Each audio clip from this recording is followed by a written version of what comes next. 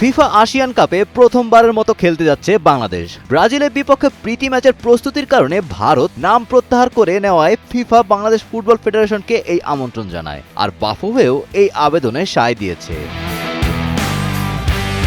গত শুক্রবার বাফুফের জাতীয় দল কমিটির এক জরুরি সভায় এই টুর্নামেন্টে অংশ নেওয়ার পক্ষে নীতিগত সিদ্ধান্ত নেওয়া হয়েছে।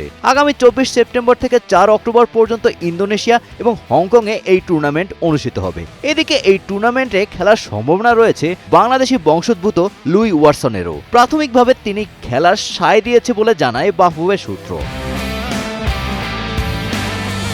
বাংলাদেশ খেলবে ইন্দোনেশিয়ায় অনুষ্ঠিতব্য প্রিমিয়ার ডিভিশনে। সেখানে এ গ্রুপে বাংলাদেশের সম্ভাব্য প্রতিপক্ষ স্বাগতিক ইন্দোনেশিয়া, মালয়েশিয়া ও সিঙ্গাপুর। টুর্নামেন্টে প্রতিটি দল অবস্থান নির্ধারণী ম্যাচ সহ সর্বোচ্চ 4টি ম্যাচ খেলার সুযোগ পাবে।